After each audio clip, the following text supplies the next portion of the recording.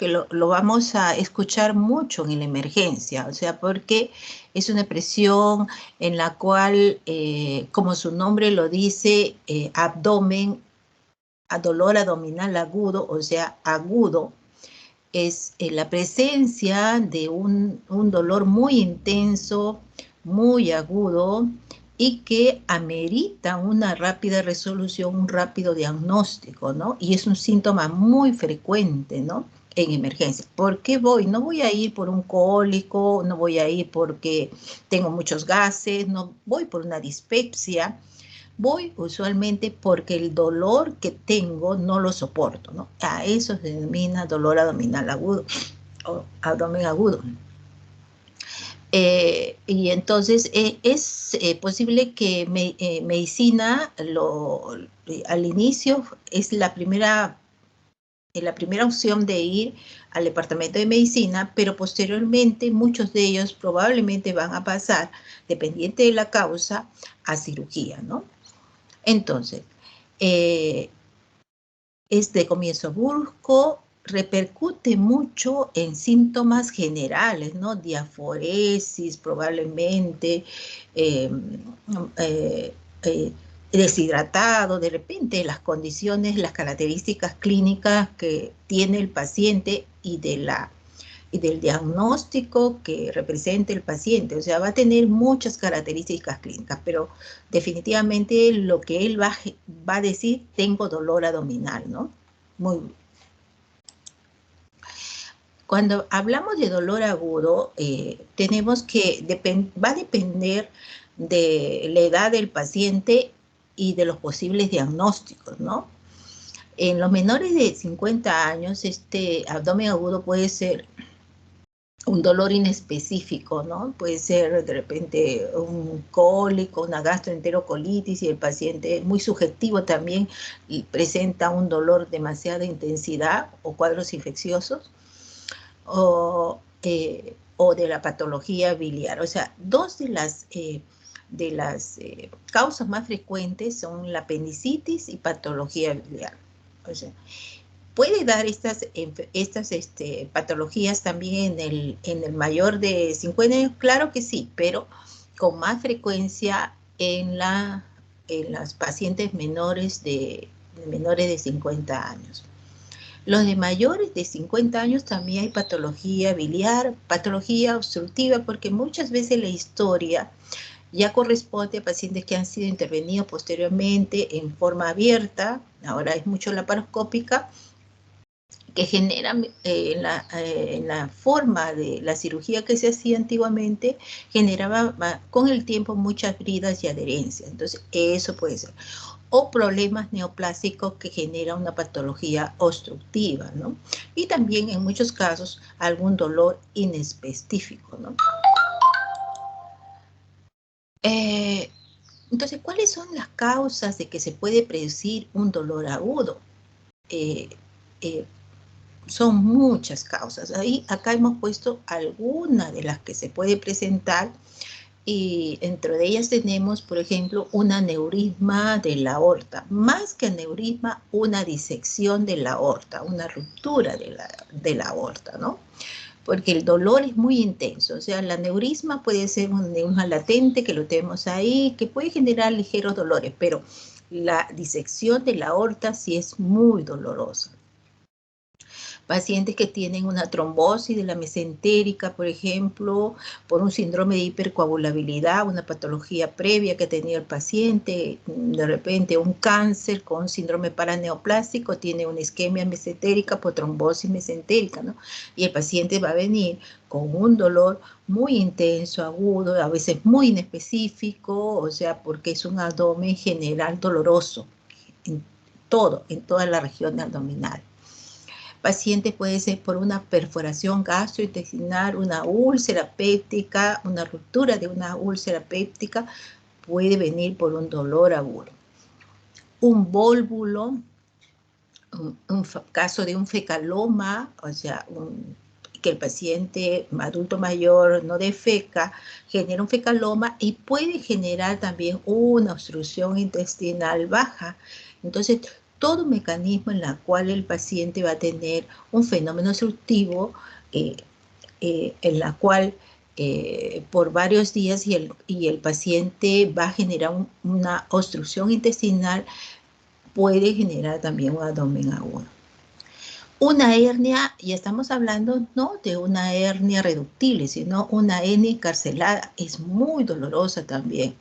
Sin embargo, también puede confundirse con otros fenómenos extraabdominales, por ejemplo, una pielonefritis, un cólico nefrítico, ¿no? Entonces, cuando hablamos de abdomen agudo, también algunas patologías extraabdominales pueden también estar dentro del grupo y por lo tanto, ¿qué es lo más importante? La historia clínica, ¿no? Y los antecedentes. Por ejemplo, o igual la diverticulitis, procesos inflamatorios, colicistopatías, ¿no? Hemos visto también abdomen agudo en un embarazo ectópico o una ruptura de placenta, ¿no? Y que muchas veces pasan lógicamente a medicina y dependiente de los antecedentes ya serán derivados a los diferentes departamentos porque ya se tipificó que no era abdominal sino extraabdominal, ¿no? Por ejemplo, el infarto miocárdico, pero ¿cómo así el infarto puede ser confundido con un abdomen agudo? Porque muchas veces el dolor es en la región epigástrica y este dolor está relacionado con un infarto en la cara inferior o en la cara diafragmática. Y si el paciente no me da una historia no adecuada, me puede generar una confusión porque él se queja de ese dolor en la región epigástrica, ¿no? Muy intensa, o una ruptura de la esplénica. Como lo ven, puede ser muy variado y entonces, ¿cómo llegar al diagnóstico? Por los signos y síntomas que el paciente va a decir a la historia clínica.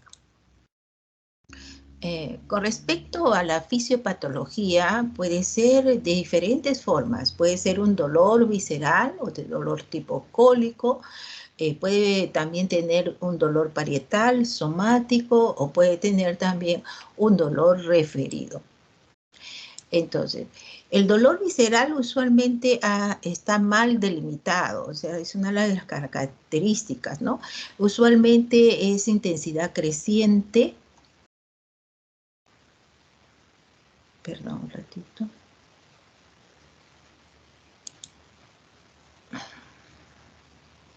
¿Ven la imagen, por favor?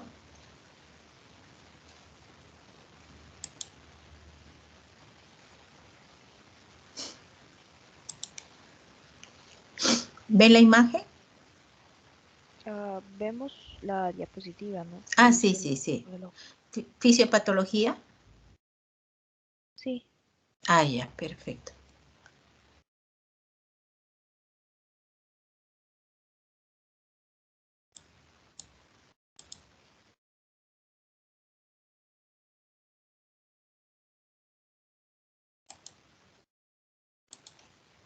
Bueno, entonces vamos a tener que el dolor puede ser visceral, parietal o referido, ¿no? Las características del dolor visceral es porque está mal delimitado, es su intensidad que va decreciendo, muchos síntomas vegetativos, sudoración, puede haber palpitaciones, el paciente muy angustiado. Usualmente está localizado en la línea media, entonces sí difieren según lógicamente la patología. El dolor parietal, su característica es usualmente muy sordo, sostenido, empeora con las maniobras de Valsalva y hay mucha hiperalgia y ante todo mucha defensa muscular, ¿no? Esa punta de dedo. Y el dolor referido es un dolor localizado, pero en zona distante en la zona que se originó. Por ejemplo, tenemos la vesícula biliar que puede generar un dolor en la zona baja escapular, o la pancreatitis que también puede generar a nivel un dolor referido en la zona baja escapular izquierda, ¿no? Entonces,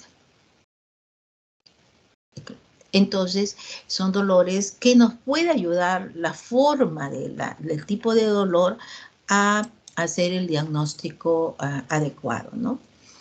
Con respecto a la etiología, ya hemos dicho, uno, realmente lo que ahorita nos importa mucho es lo que sucede en la región intraabdominal, ¿no? Que de alguna manera va a dar el dolor típico, el dolor agudo, dolor abdominal. Pero sin embargo, también hay procesos extraabdominales o procesos sistémicos que también me pueden lograr a confundir y sospechar yo de un abdomen agudo. Pero es una consecuencia, ¿no? Y entonces, y el tratamiento va a ser diferente, ¿no? Entonces, sí nos puede generar una serie de confusiones, pero está incluido también dentro del dolor abdominal agudo, ¿no? Por ejemplo, en procesos sistémicos, intoxicaciones, ¿no? Algunos fármacos me puede generar también cuadros dolorosos abdominales, ¿no? Por ejemplo, la porfiria, ¿no? Procesos que enfermedades que me va a generar mucho dolor abdominal. Y si yo no conozco al paciente y no me dice que tiene esa enfermedad, yo lo voy a incluir dentro del grupo de dolor abdominal, que es dolor abdominal, pero está relacionado a procesos sistémicos, ¿no? Hemos visto cuadros hematológicos también, por ejemplo, la leucemia aguda.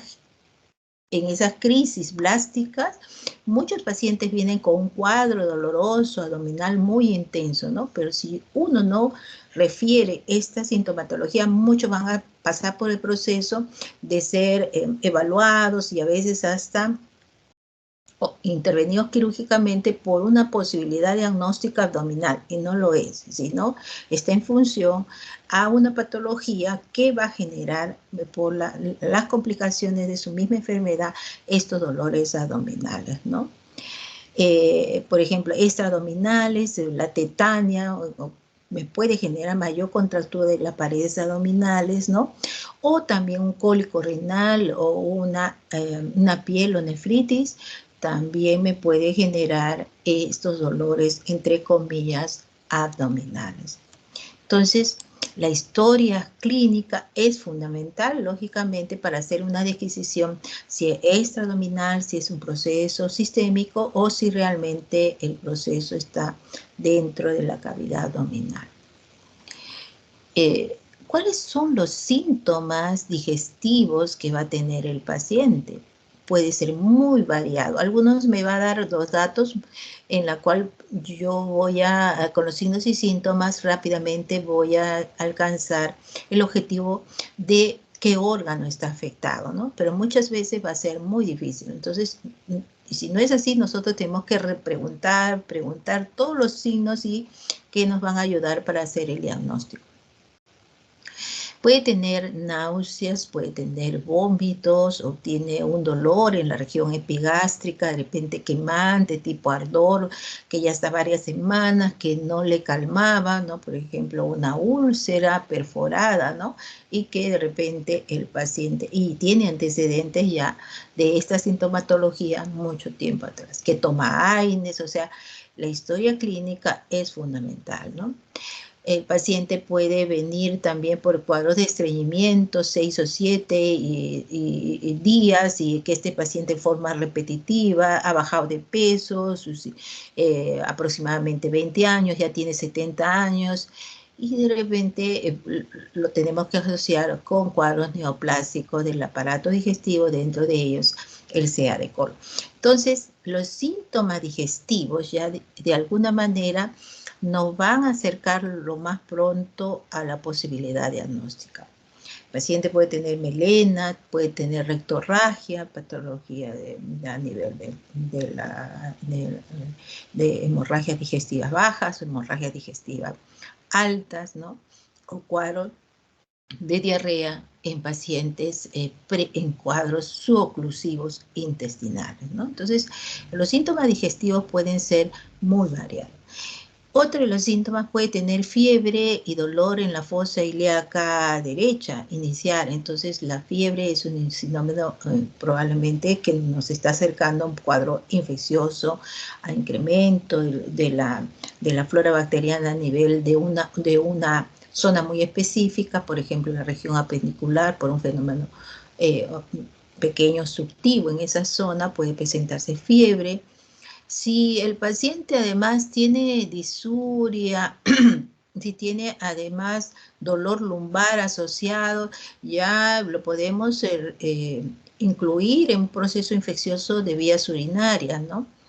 O si tiene metrorragia, ¿no? Un problema ginecológico, amenorrea, ya estamos también pensando, por ejemplo, en un paciente con un embarazo ectópico. Si viene con tos, entonces, ¿qué tiene ahí? Hay un problema por el diafragma, de repente no necesariamente es la cuadro específicamente abdominal. Si además cursa con palpitaciones, y ya estamos viendo que de repente el trastorno no necesariamente está incluido con los síntomas digestivos, o de repente es una complicación, ¿no? Por ejemplo, hay pacientes que tenemos un absceso de repente hepático y se visualiza hacia la diafragma y también, como corresponde, compromete también la región supradiafragmática, en la zona que está el absceso, ¿no? Hepático, ¿no? Entonces sí puede haber algunas complicaciones y que el trastorno puede ser, en la clínica puede ser muy variado. Otro de los síntomas que podemos tener es los síntomas vegetativos, por ejemplo, inquietud, sudoración, palidez, náuseas y vómitos. Pero además la clínica puede ir acompañado además de signos de deshidratación, ¿no? Entonces, todos estos signos y síntomas tienen que ser abordados por el médico para poder de alguna manera desarrollar y precisar cuál es el problema o qué órgano o qué sistemas están comprometidos, ¿no? Entonces, la anamnesis es fundamental, pues, qué edad tiene el paciente, el sexo, ¿no? Qué molestias previas tuvo a este episodio, o qué antecedentes ha tenido previo a esto, ¿no?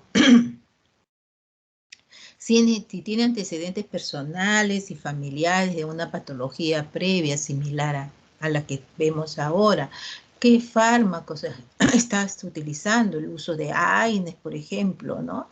Que el paciente pudiera haber ingerido en los últimos días, ¿no?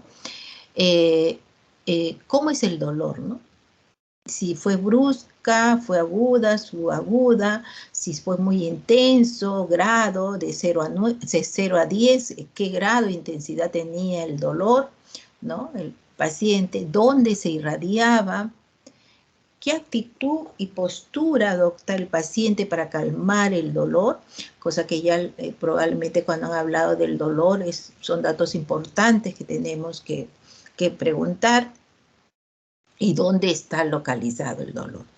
Según toda esta descripción del dolor, nosotros podemos precisar qué órganos y sistema podría haber sido, el cual ha generado este cuadro tan doloroso abdominal, ¿no? Y todos los síntomas que está acompañando, ¿no? Fiebre, vómitos, cómo es el hábito intestinal, ¿no?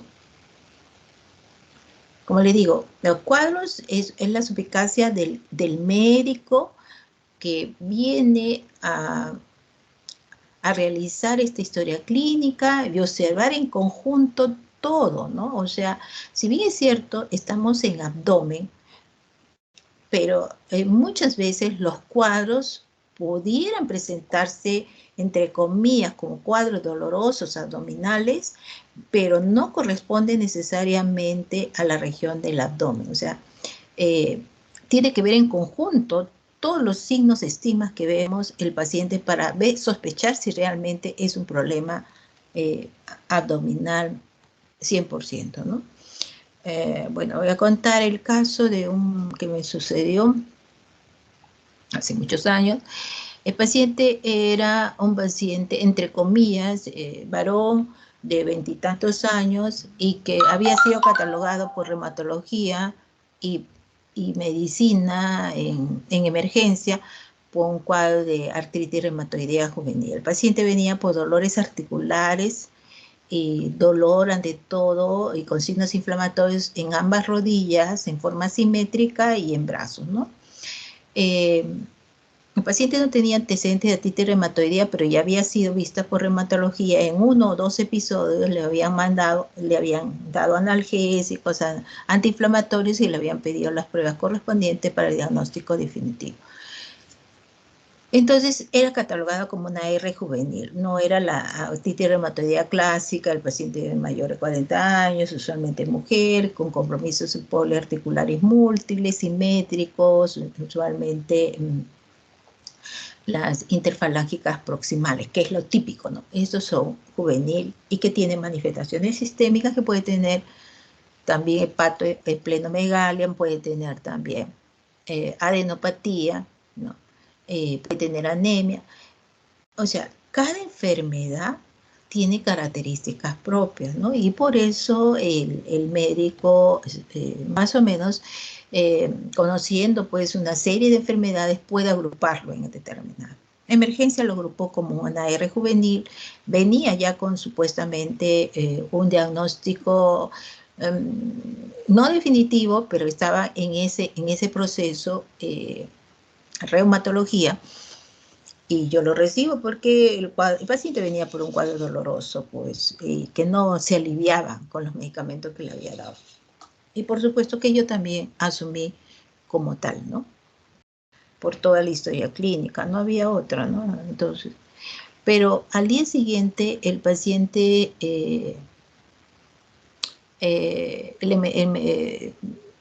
la enfermería, las enfermeras nos dicen del turno de la noche, nos dicen, doctora, este paciente en la noche tuvo un cuadro doloroso abdominal muy intenso. Y vino a emergencia, dijo que era parte del proceso, le dio un antiespasmódico, lo alivió y hasta ahora está tranquilo. Bueno, como ven, pues el médico también no actúa solo, actúa en conjunto, junto con enfermería, nos da todos los datos necesarios para las complicaciones o los turnos que pasan. Si es una buena enfermera, está siempre al tanto de darnos la información, ¿no? Bueno, entonces yo lo veo y le pregunto y él me dijo también algo similar, ¿no? Pero me llamó la atención que estaba un poco más pálido, ¿no? Y bueno, le tomamos unos análisis, para mí decía de repente una confusión, porque la hemoglobina está normal, pero yo lo veo más pálido. ¿Qué va a pasar con este joven? ¿O han tomado? Bueno, lo cierto es que la hemoglobina salió 2 gramos, mucho menos. Si tenía 12, salió 10 y eso me llamó la atención. ¿Qué pasó? Ya no estaba con dolor abdominal. Al día siguiente, otra vez lo mismo. En la noche, un cuadro doloroso. Fue de noche, nada. Y la enfermera me dijo lo mismo. Y lo miro y estaba más pálido, ¿no? Le hago el examen general, le digo, pero... Y igual me decía, fue un dolor muy intenso y me pasó, estaba un poco sudoroso, le apalpé el abdomen, blando, depresible, no doloroso, estaba más pálido, algún sitio está sangrando, decía, tacto rectal no había, se le puso una sonda nasogástrica para ver rápidamente si había, tampoco, entonces está una anemia hemolítica. Desde CUMS, o sea, se le hizo las pruebas para descartar una anemia aguda hemolítica, pero había dolor abdominal, ¿no? Intenso. Ya no lo tenía porque le habían dado un analgésico en la noche, pero 2 días de cuadro doloroso muy agudo. Y bueno, y justamente y la hemograma no salió tampoco nada, solo que la hemoglobina no era 10, ya era 7. Entonces, hay una situación en las leucemias, las crisis blásticas, y muchas veces el aspirado de médula ósea o la biopsia de hueso, finalmente ahí encuentra los blastos, estas células anómalas sobre crecimiento y que desplaza a las células anormales, que a veces no salen en la forma periférica, que muchas veces puede ocasionar estas crisis blásticas, cuadros dolorosos abdominales. Entonces, la verdad que es algo que de alguna manera uno tiene que hacer ejercicio mental rápido, ¿no?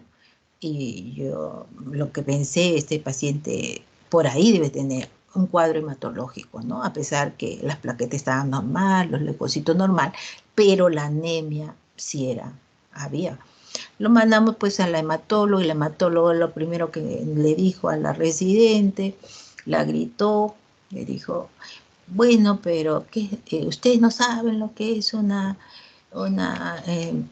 AR juvenil, enfermedades de Still, no sabe que es un cuadro también inflamatorio, que puede haber anemia, es decir, la cacheteó de un lado para el otro. Y yo le dije, tranquilas, porque esa hematóloga es bien, pero ustedes igual tienen que llevarla. Vamos a decirle que responda y que lo lleven al paciente. Bueno, este paciente por, por, porque las cosas fueron así, sale del consultorio de hematología, porque yo les dije, lleven la interconsulta y lleven al paciente, porque esa era mi impresión diagnóstica, ¿no? Mía. Y el paciente saliendo del consultorio de hematología, hace un cuadro doloroso abdominal intenso, gritaba de dolor. Bueno, la hematóloga probablemente razonó un poquito más y agarró y dije, retórnelo, voy a hacerle. Y efectivamente se dio una leucemia aguda, mielocítica, si no me equivoco, determinó que era un cuadro hematológico, una urgencia hematológica, ¿no? Bueno, y fue transferido rápidamente al servicio de hematología, el inicio, y de ahí creo que lo mandaron al INEM porque era muy joven y no teníamos, el OAISA no tenía los medicamentos que en ese momento, y era una emergencia hematológica, ¿no? Y la que lo derivó justamente fue la doctora, ¿no? El mismo día, porque sabía que era una emergencia hematológica, ¿no? Como le digo, pues es el contexto del paciente, ¿no? O sea, no es solo uno, sino todo lo que uno observa y lo ve y lo evoluciona, ¿no? Porque también para eso se dice evolución del paciente, ¿no?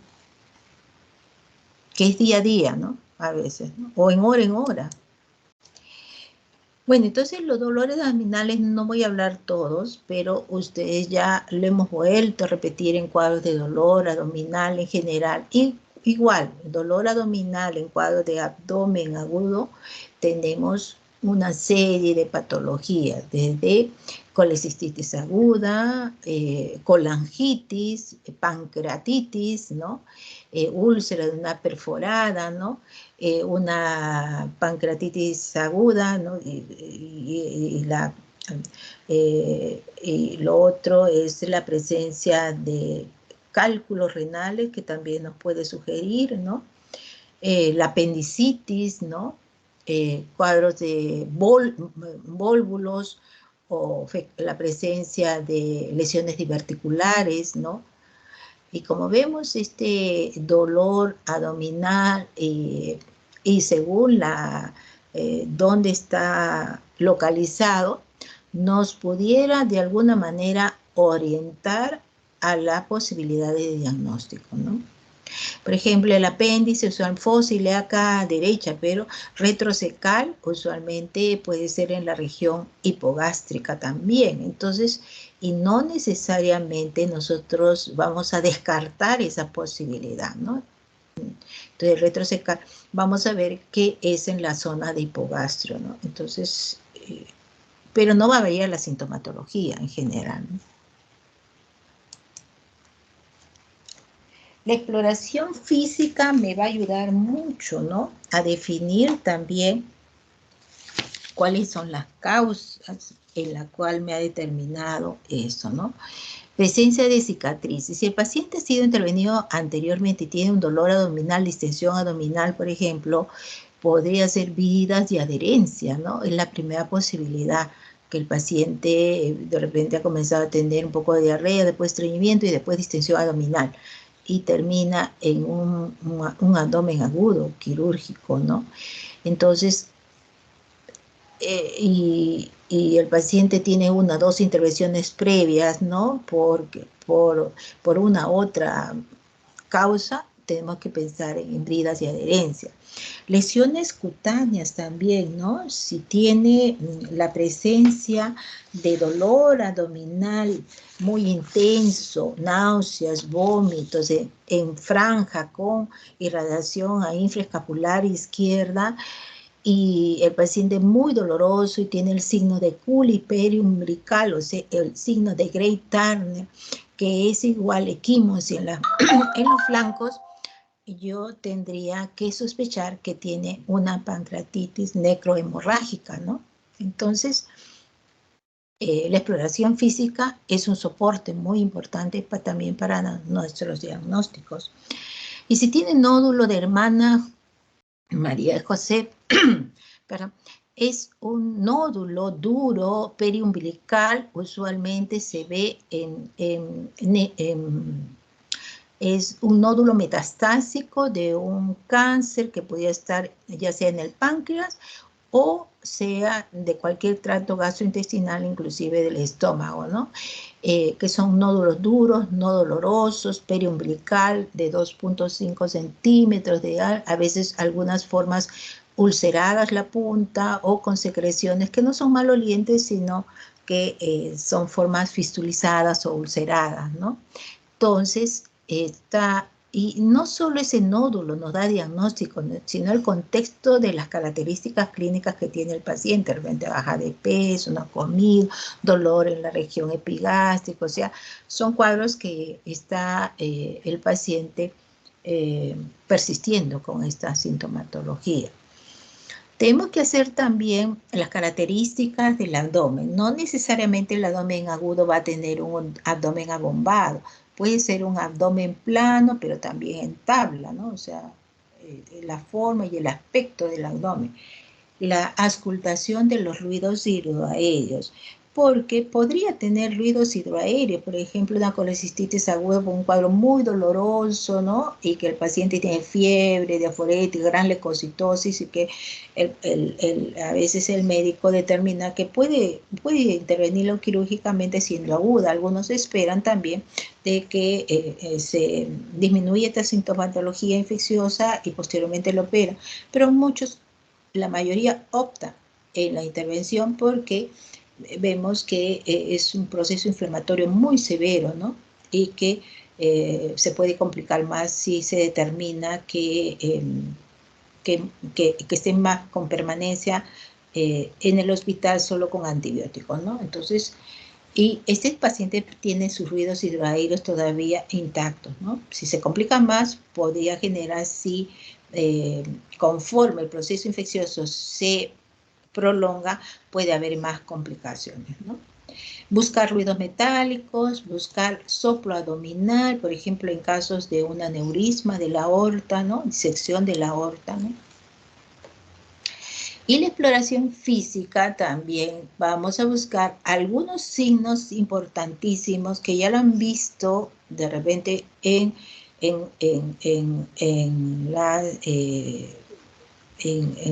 problemas de vesícula, por ejemplo, el signo de Murphy, ¿no?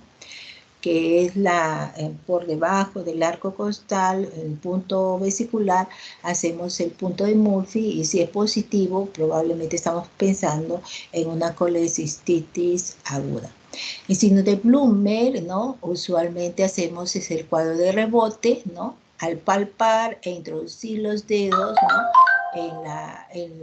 Ya sea en la zona dolorosa, y al descomprimirlo, el paciente va a tener mayor dolor a la descompresión, que son signos de un cuadro peritoneal localizado. Y el signo de Robson es el que usualmente vamos a presentar tanto a la presión como a la descomprensión es el dolor es similar, ¿no? Y lo que dice está relacionado básicamente a una patología peritoneal localizada, ¿no? Bueno, después tenemos el signo del obturador, que el paciente lo que se le hace es que se flexione la rodilla derecha en ángulo recto, ¿no? Lo que vemos en la parte inferior y sobre el tronco, y se le hace una ligera rotación interna, ¿no?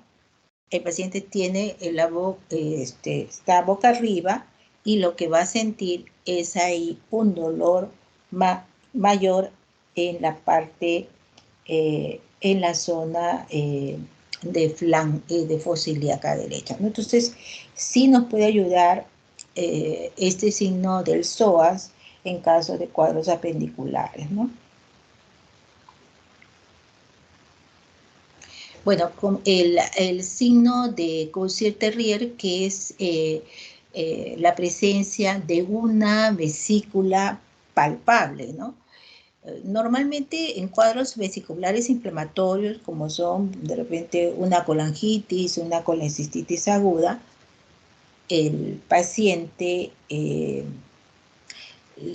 vamos a hacer el signo de Murphy, va a ser positivo, pero no le palpamos la vesícula.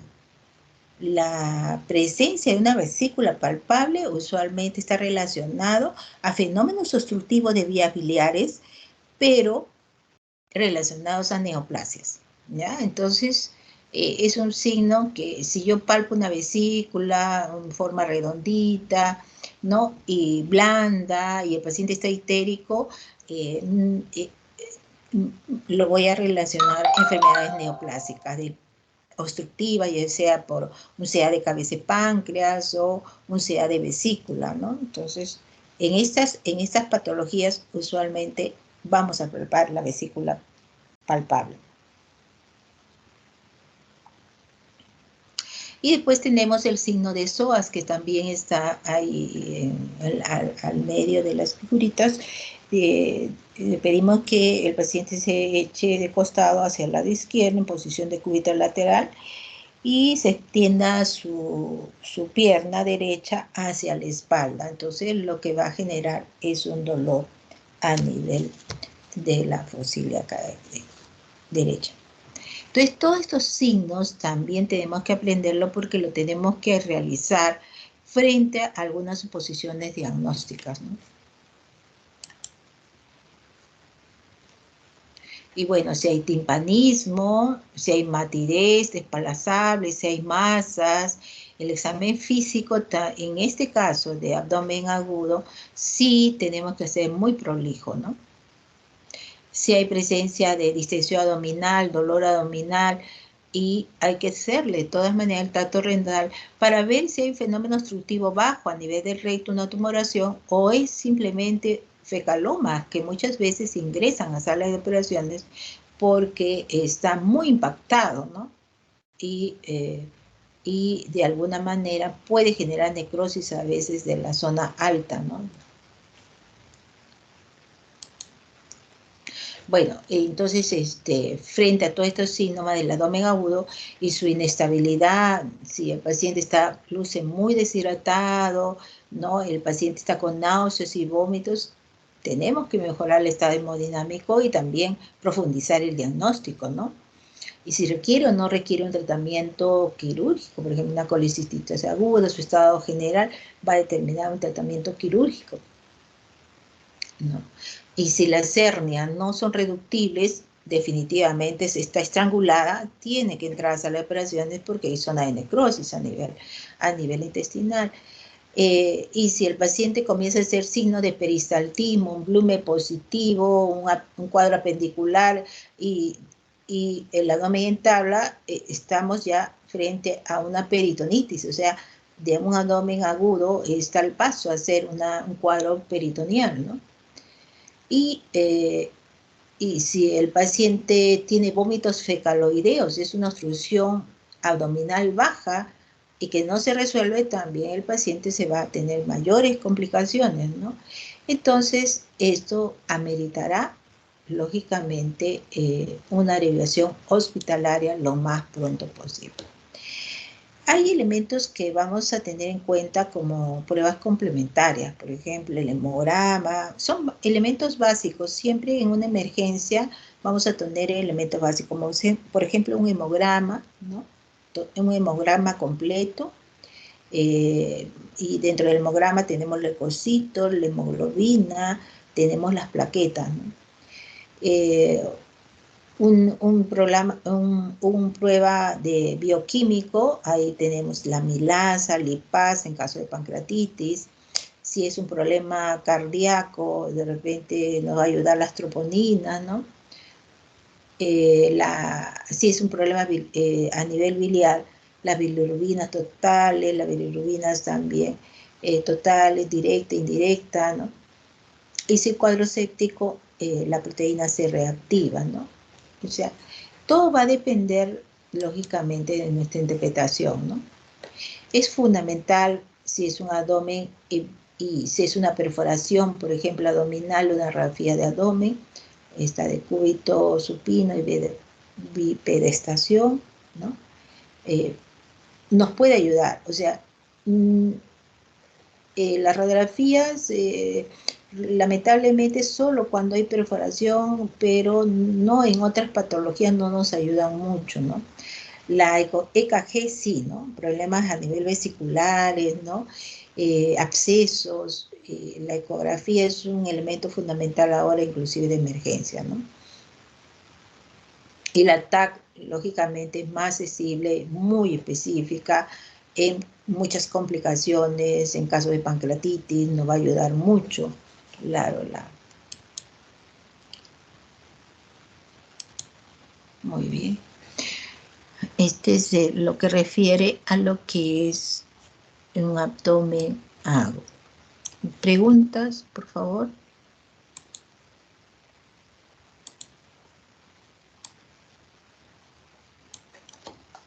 Bueno, voy a aprovechar en este tiempito de tomarles la lista.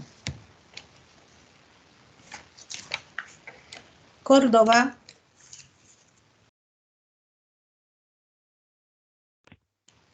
Presente, doctora. Muy bien. Cristóbal.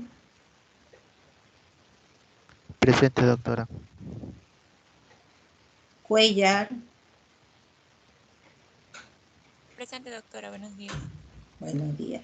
De Almeida. Presente, doctora. Buenos días. Buenos días. Fernández López. Buenos días, doctora. Presente. Flores Portocarrero. Presente, profesora. Bueno. Flores, Margarita, Flores Portocarrero, Margarita. Ah, ya. Margarita, presente. Y Wendy está también. Presente, profesora. Buenos Ya días. está, buenos días. ¿Son hermanas? Sí, doctora. ¿Mellizas o gemelas o hermanas? No. ¿Ah? No, doctora. ¿Son hermanas? Los Sí. hermanos, sí. Ay. Floriano. Buenos días, doctora, presente. Fuentes. Doctora, buenos días, presente. Muy bien. Gamboa. Gamboa. Doctora, Leslie ha escrito en el chat, ahorita no puede activar el micro, pero ahí puede revisar lo que he escrito.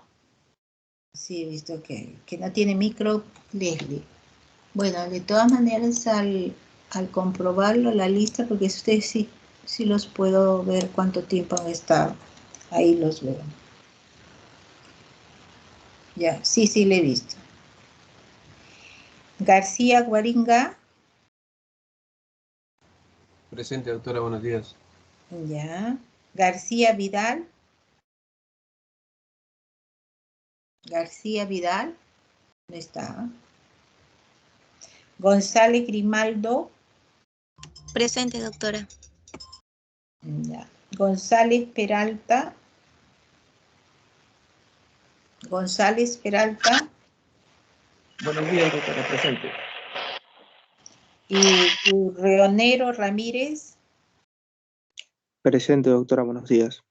Bueno, entonces falta García Vidal. Ya.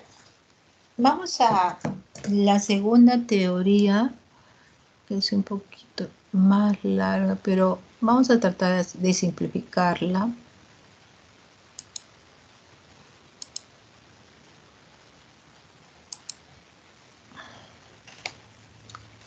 Bueno, por favor, ven las imágenes.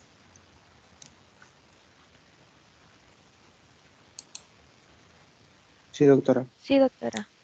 Bueno, entonces, cuando hablamos de semiología del esófago, de todas maneras tenemos que hacernos los factores que intervienen en la deglución, ¿no? Entonces, la deglución viene tres fases, ¿no? No solo el esófago, sino la fase oral, la fase faríngea y esofágica. Cualquiera de los tres elementos nos va a traer, lógicamente, trastorno de la deglución, inclusive oral, ¿no? Tengo alguna mugue, o sea, alguna úlcera, algún proceso dental, todo eso al final yo no voy a tener una buena deglución, ¿no?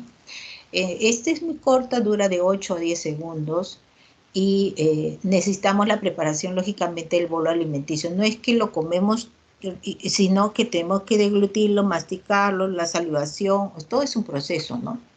Entonces no es tan rápido que digamos. ¿Y qué estructuras están involucradas en todo este proceso, no? Como ustedes hemos hablado, la cavidad oral, ¿no? Está todo lo maxilofacial, ¿no? Si yo tengo de repente una parálisis facial, esto me va a traer problemas también para mi deglución, ¿no? Y si tengo una patología, ¿no? A nivel de los dientes igual, ¿no? O sea, no puedo comer porque lógicamente tengo un problema periodontario y que me va a generar dolor. Yo tengo hambre, pero no como. Entonces, todas esas estructuras también. ¿Me voy a desnutrir? Sí, si no solución de este proceso, un proceso tan pequeño me puede generar, lógicamente, en el futuro, un problema inclusive de desnutrición. Si tengo una luxación maxilo a nivel mandibular, también. Entonces, fíjese que un traumatismo, todo esto me va a generar, ¿no? Entonces, hay otras estructuras que están comprometidas, ¿no? Involucradas en este proceso, ¿no? Por ejemplo, la nariz, ¿no? O sea, si yo de repente tengo alteraciones del olfato o de alguna manera lesiones a nivel, me va a generar también una, esta alteración, no voy a querer comer, ¿no? O sea, ¿por qué? Porque hay pérdida de estas zonas sensitivas muy importantes y que me va a generar, lógicamente, trastornos para querer comer, ¿no? Igual de ya zonas estructurales en la boca, ¿no? O de la laringe, o la faringe, o esófago, o, por ejemplo, una laringitis, procesos inflamatorios, estas zonas estructurales yo también están involucradas en mi deglución. Y lógicamente problemas neurológicos, ¿no? Si el glosofaringio, tengo un ACV con compromiso a nivel del glosofaringio o el vago o el nervio facial o el trigémino, de alguna manera que interviene en la masticación, voy a generar también trastornos de la deglución. Entonces, cuando hablamos de la deglución, hablamos de todo este proceso de estructuras involucradas, ¿no? Entonces, de la fase preoral, ¿no? Cómo recibo ese alimento y veo las características que él tiene, si es duro, si es blando, si es rugoso, si es ácido, ¿no? Toda esa es la que recibo a nivel de la boca. Igualmente tenemos una fase faríngea. Si tengo dolor en la región orofaringe y también al pasar mi alimento, también voy a tener problemas de deglución. Y finalmente la fase esofágica y el estado de propulsión, y se pasa a la región del esófago, ¿no? Entonces, tenemos la fase oral, qué es la zona de preparación, cómo lo califica, cómo organiza este bolo y finalmente cómo lo hace su propulsión hacia la región faríngea, ¿no? Posteriormente en la zona faríngea hay un reflejo de la deglución, ¿no? Y este reflejo también tiene que ser indemne, ¿no? Lo que se hace es se eleva y se retrae el paladar blando de la base de la lengua y después de eso hay un movimiento antero-posterior del complejo hiolaringio y finalmente hay un cierre de la laringe y contracción de la faringe, ¿no? Este proceso es un proceso bueno que es en forma simultánea, ¿no? Y si hay algún problema en alguna de estas zonas, va a haber regurgitación, ¿no? O en todo caso, va a haber una propulsión de este alimento hacia la región de la tráquea, ¿no? Si no hay una coordinación adecuada, ¿no? Entonces, esta fase faringe es fundamental, ¿no? Hay pacientes que se atoran o se atragantan y este reflejo les faltó y a veces mueren por asfixia, ¿no? Lamentablemente por estas alteraciones de este proceso, ¿no? Y después tenemos la fase esofágica, ¿no? Hay una apertura de relajamiento, hay un incremento de la peristalsis esofágica y finalmente hay una regulación a nivel del estómago, ¿no? Y este bolo que es impulsado finalmente al estómago a través del esófago, ¿no? Entonces, como ven, es un mecanismo muy estructurado, ¿no? Muy elaborado y cualquiera de estas fases que esté alterado va a tener problemas de la deglución. Pero ahora hablamos qué es el fenómeno de la disfagia, ¿no? ¿Y qué trastornos nos va a traer, ¿no? Es la dificultad al pasar los alimentos, ¿no? Que compromete ante todo, no la fase oral, no en la fase faríngea, sino a través del esófago, ¿no?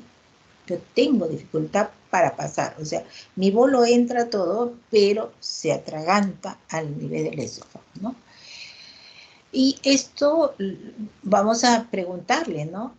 ¿Qué es? ¿Sólidos, semisólidos o líquidos? ¿Fue agudo, fue progresivo? Primero fue a sólidos, después a semisólidos y finalmente a líquidos, ¿no? O sea, tenemos que hacer la historia clínica correspondiente preguntando, ¿no? Y si tiene este trastorno relacionado a una deficiencia en alguna fase de la deglución, y eso también, ¿no? Pero el paciente dice, puede pasar, sí, pero acá me duele al pasar arriba, o sea, porque la garganta me duele, ya previamente ya lo dijo, ¿no? O sea, con o sin pasar elementos ya estaba con dolor en la parte alta, ¿no? Entonces, porque si y no hay esa buena coordinación, como les dije, se puede ocasionar que trastornos salivales o alimentarios pueden irse a la región de la tráquea y finalmente llegar a los bronquios y producir neumonías. Eso se llama neumonías aspirativas, ¿no? Entonces, y si hay un trastorno seriamente, la deglución puede traer desnutrición, deshidratación, porque inclusive hay pacientes que no pueden pasar ni siquiera líquidos, ¿no? Esto va a depender de la causa que generó este proceso, ¿no?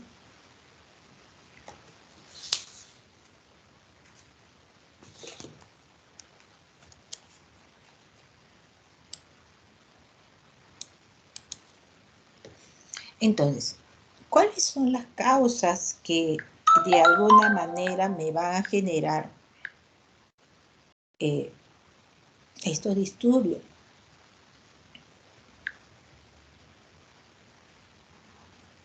Esta imposibilidad, esta dificultad de pasar mis alimentos, o sea, pueden ser muy variadas, ¿no? Pueden ser infecciosas, pueden ser metabólicas, pueden ser iatrogénicas, neurológicas, estructurales o miopatías. Entonces, la historia clínica me va a ayudar muchísimo porque si es de alguna manera cualquiera de estas causas, me podría decir si requiere un tratamiento específico dependiente del causal o es un tratamiento muy estructural o un tratamiento quirúrgico, ¿no? Entonces, tengo que definir cuál es la causa que me ha conllevado este trastorno de la disfagia, ¿no? Entonces, ¿cuál es la causa patógena, no? Puede ser algo mecánico, ¿no? Estructural, por ejemplo, ¿no? Una obstrucción generada por una neoplasia del esófago, ¿no? Primaria del esófago o de repente secundaria a una patología neoplásica a nivel del esófago, ¿no? Entonces, ¿cómo ha generado? O un cuadro desde el punto de vista neurológico que también me puede comprometer. Entonces, yo tengo que definir, ¿no? ¿Cuál es la causa? Y definir si es un cuadro de disfagia orofaringia o es esofágica. En este caso, también la historia clínica me hará presunción, ¿no? Desde cómo comenzó este proceso, ¿no? Y también el otro es el grado de severidad, cómo es leve, moderado o muy severo, ¿no? Si ocasionalmente me produce o si es que el paciente es bastante moderado, inclusive el tipo de alimentación que se da y severo. Entonces, cuando hago mi historia clínica también tengo que preguntar, ¿no? O sea, ¿qué tipo de alimentos y cómo fue el proceso, ¿no? ¿Cómo se inició y cómo fue evolucionando, ¿no? Por ejemplo, acá tenemos los mecánicos, ¿no? Tenemos obstrucción por fenómenos infecciosos, podría ser una de las causas, ¿no?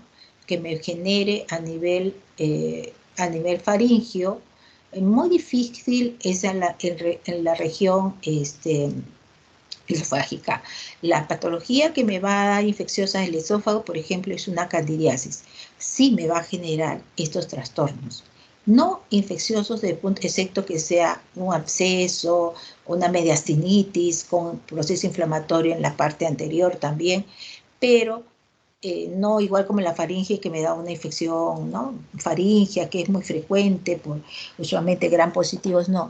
En el esófago son patologías diferentes, ¿no? Que podría ser, por ejemplo, una candidiasis sistémica, en pacientes con neoplasia, VIH, y este paciente viene por eso también, tiene dificultad para tragar y al hacerle de repente un examen de oral, vemos que ya hay muget, pero lo que sí no sabemos que también podría estar en el esófago y a veces nos valemos de hacerle un estudio a nivel faríngeo para ver si también en esa zona hay presencia de estos hongos, ¿no? De esta cándida, ¿no? Entonces sí es muy frecuente en algún tipo de pacientes. Neoplásicos es muy frecuente, ¿no? Lesiones estructurales que van a generar un fenómeno obstructivo, ¿no? Pacientes con pirosis, esofagitis, que a la larga me van a generar reducción de la luz, ¿no? Esofagitis de reflujo, por ejemplo, también me puede generar la presencia de acalasia, ¿no? También un trastorno estructural, ¿no? Que me puede generar. O lesiones extrínsecas del esófago, ante todo compresivas, ¿no? Tumores del mediastino me puede generar también, de alguna manera, fenómenos obstructivos, ¿no? Y otro puede ser alteraciones neuromusculares, ¿no? Por ejemplo, en pacientes con esclerodermia, ¿no? Ahí hay un trastorno motor también, ¿no? Que me puede, de alguna manera, generar una dificultad para tragar los alimentos, ¿no? Entonces, la historia clínica es fundamental para estos procesos.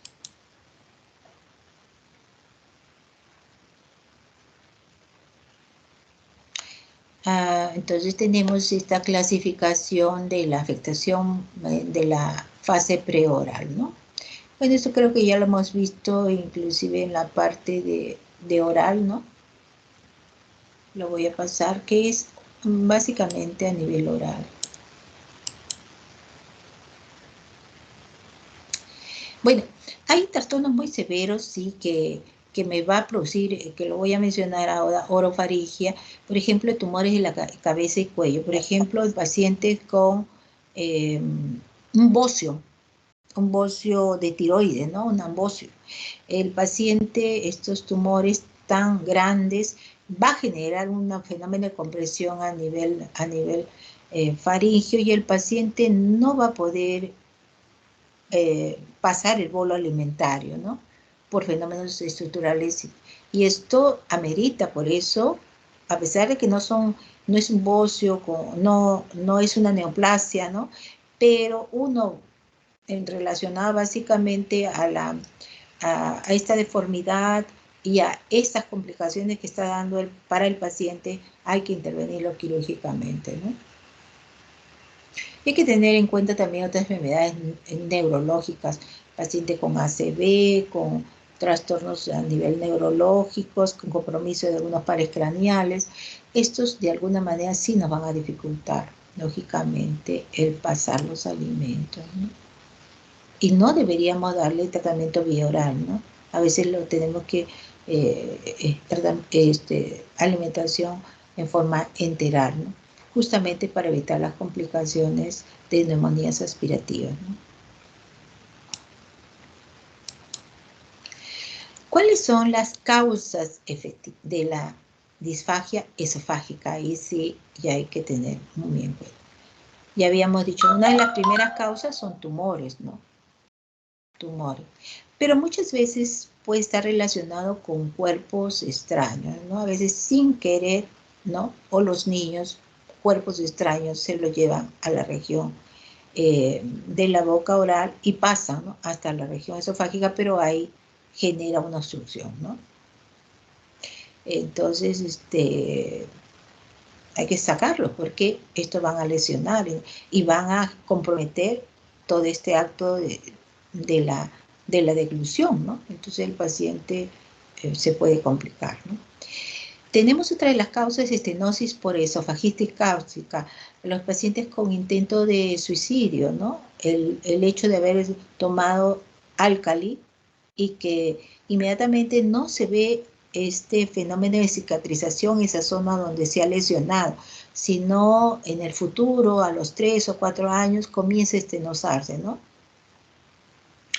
O la presencia de radioterapia o quimioterapia, ¿no? Frente a una neoplasia, ¿no? En el entorno de la zona, ¿no? Y tenemos también enfermedades neuromusculares, ¿no? La acalasia, ¿no? El trastorno de la motilidad, espasmo esofágico difuso e inclusive pacientes con diabetes mellitus y trastornos neurológicos, ¿no? Disminución de la motilidad intestinal me va a producir, ¿no? Entonces, según la clasificación, esta puede ser leve, moderada o severa, ¿no? En la leve va a haber un trastorno muy leve de la movilidad, de la transformación del bolo o retraso de la deglución. El moderado, el reflejo todavía es más lento, ¿no? Puede haber alteraciones vocales y puede haber riesgos de aspiración, ¿no? El severo, sí hay alteraciones respiratorias y puede haber aspiraciones muy frecuentes. Entonces hay que tener en cuenta según el grado de severidad, ¿no? De este proceso. Fundamental la historia clínica, ¿no? O sea, la duración de los cambios dietéticos, cómo ha cambiado, ¿no? Ya no tomo, ¿por qué no come? Porque no puedo pasar. ¿Cómo así? Líquidos sí paso, pero ya no puedo. Las mazamorras también, pero últimamente ya ni la mazamorra, solo líquido. O sea, ¿cómo ha cambiado esos cambios dietéticos, ¿no? ¿Por qué no como? Siento que se me atraganta, ¿no? O sea, eso, me atoro, o sea, no pasa. ¿Y dónde siente? O sea, y tengo que otra vez devolverlo porque no pasa, entonces ya no quiero. Entonces hay que preguntarle, ¿no?, las características. Y lógicamente si hay pérdida de peso. Si ha habido dolor acompañado de dolor, porque la disfagia es la dificultad, no puedo pasar. Pero dinofagia, además de eso, hay dolor al tragar los alimentos. Si hay antecedentes quirúrgicos de la cabeza, cuello, traumatismo, ingestión de cáusticos, ¿no? Todos esos antecedentes tenemos que estar muy presentes si el paciente los tiene o no. Si ha habido cambios de voz, pérdidas nasales, otras patologías. Entonces, tenemos la disfagia orofaringea. Esta sensación de atasco, pero ante todo en la garganta, muy alta, ¿no? Pero en cambio la disfagia es atasco en la región retroesternal, o sea, es más bajo, ¿no? Y uno rápido se da cuenta, ¿no? Porque el paciente mismo lo dice, acá arriba se me queda, ¿no? O sea, no es abajo. La disfagia esofágica es retroesternal, ¿no? Y es un dolor torácico con las comidas, o sea, abajo se queda, ¿no? Ay, no puede, o sea, quiere, pero no puede, ahí se queda, entonces lo regurgita otra vez, ¿no? Lo elimina. No pasa. El paciente va a tratar de botarlo otra vez, ¿no? Porque se le atascó, ¿no?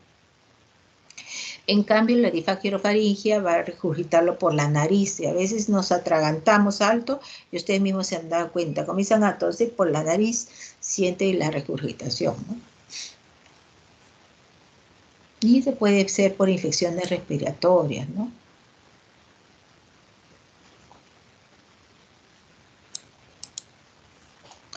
Entonces el examen físico, ¿no? Cómo está su estado general, ¿no? Cómo está su peso, ¿no? Si hay disnea, dificultad respiratoria, cómo es la voz, si hay cambios de voz, si hay babeo, claro, porque a veces los pares craneales también generan, ¿no?, alguna asimetría en la boca, ¿no?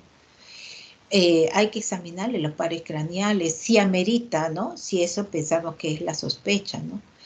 Valorar la posición de la lengua, movimientos de la lengua, ¿no?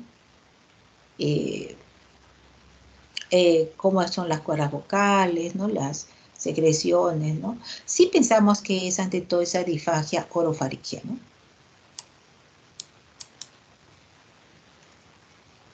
Entonces evaluamos toda la boca, ¿no?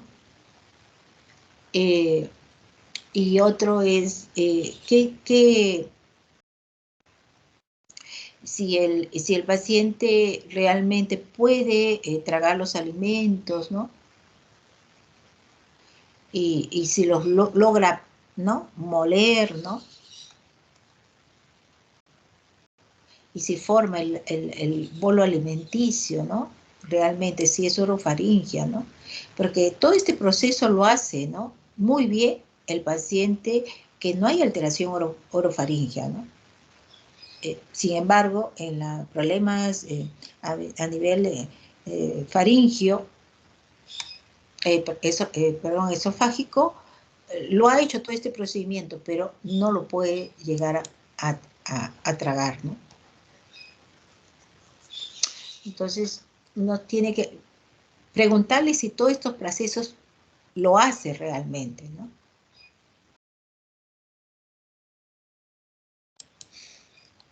Entonces, hay una serie de patologías, una de ellas, por ejemplo, la ingesta de cáustico, ¿no?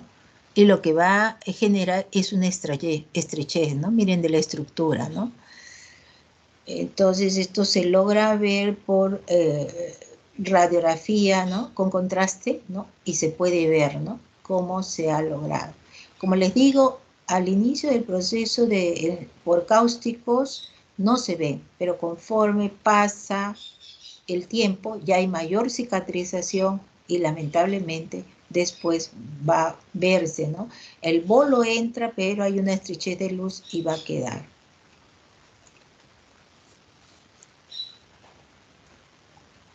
No. También vamos a tener en divertículos, ¿no? En que ahí se va a quedar la presencia de alimentos, se van a inflamar, ¿no? El divertículo de Zenker, ¿no? Y entonces esto va a generar a veces estenosis extraparietal, ¿no? Entonces, eso ya por estudios, de alguna manera podemos identificar, ¿no? Estos pequeños divertículos, ¿no? Que va a generar ahí como una alteración del fenómeno obstructivo, ¿no? Paciente ahí son alimentos que quedan y finalmente pueden ocasionar, ¿no? Retención de secreciones, alimentos y inflamación, ¿no? Y obstruyen la luz. Otro, la calasia, ¿no? Capacidad del esófago para contraerse y por lo tanto va a ocasionar ausencia de estos peristaltismos, ¿no? Por falta de relajación del esfínter esofágico inferior. Por lo tanto, impide el paso de los alimentos al estómago, ¿no? Entonces, vemos acá, ¿no? También.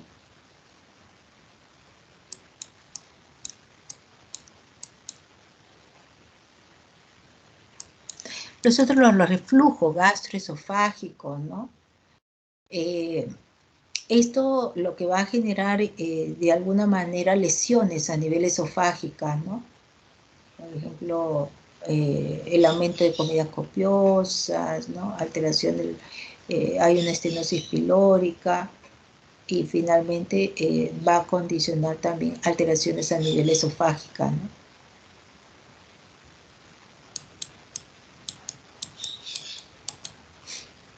¿No? Erosiones finalmente, ¿no?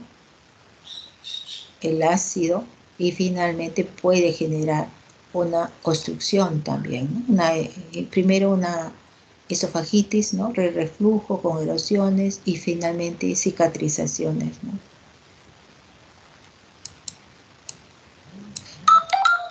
Otras son las neoplasias, ¿no? Miren cómo intraluminar, obstrucción intraluminar y el estrechamiento de la luz, ¿no? Cómo se ve. La endoscopía me determinará, pero ahí ellos tienen que tener mucho cuidado también el estudio. Siempre te piden estudio radiológico previo, porque también la endoscopía, el tubo, también no va, si esta zona es muy frágil y al tratar de pasar pueden romper, ¿no? Y generar mayor complicación. Entonces, por eso siempre va acompañado de un estudio radiológico al costado, ¿no? Porque antes, previamente, le han hecho un estudio radio, la mayoría de veces, ¿no? No me va a identificar, pero me va a decir el grado, la magnitud de él. Bueno, odinofagia es dolor, ¿no? No solo dificultad, sino dolor. Y puede verse por diferentes causas. Puede ser una esofagitis péptica, ¿no? Trauma, por fármacos comprimidos, etc. Elementos cáusticos, pues al inicio del proceso, ¿no? Cuando recién fue esta intoxicación. Puede ser también por infección viral o por la cándida, que es más frecuente, ¿no?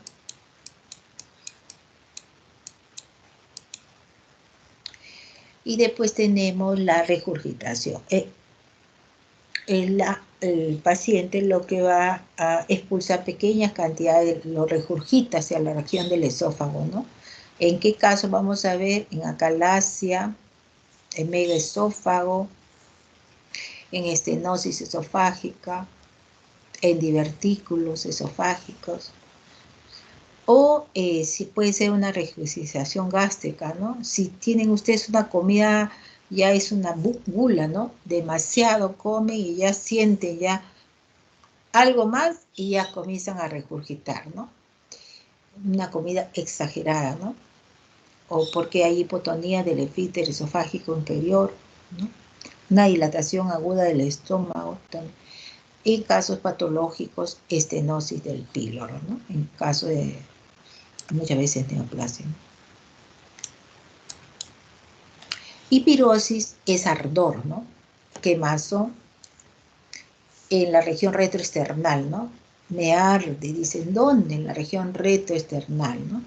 Usualmente está relacionado al reflujo gastroesofágico, ¿no? Algunos medicamentos, la aspirina, la tetraciclina, infecciones igualmente, la candidiana.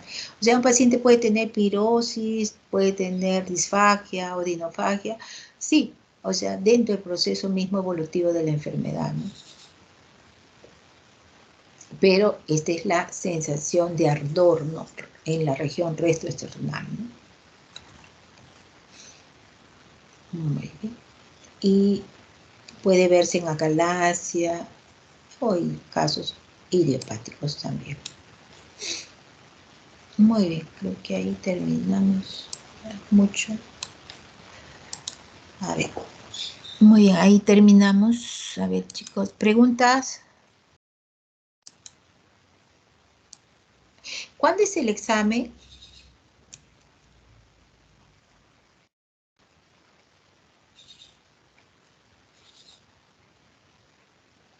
¿El delegado? Ahí está el delegado.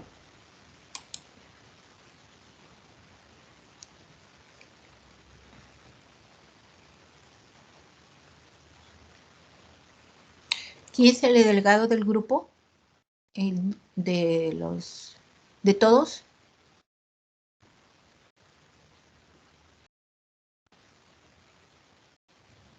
ANEF, doctora. ¿Dónde está Yane? ANEF. No soy yo, doctora, pero no, lo que nos han dicho, o sea, todavía el doctor Pérez no nos ha confirmado si el examen se va a realizar el mismo día miércoles o el 21. Ah, todavía no les han dicho, bueno. No. Sí, pues, porque ¿cuándo terminamos? Ya mañana estarían terminando las teorías. Teoría, sí, pues mañana. El miércoles, hasta el miércoles será el día de que supuestamente era el examen, ¿no? Pero no sabemos todavía. Bueno, un ratito, por favor.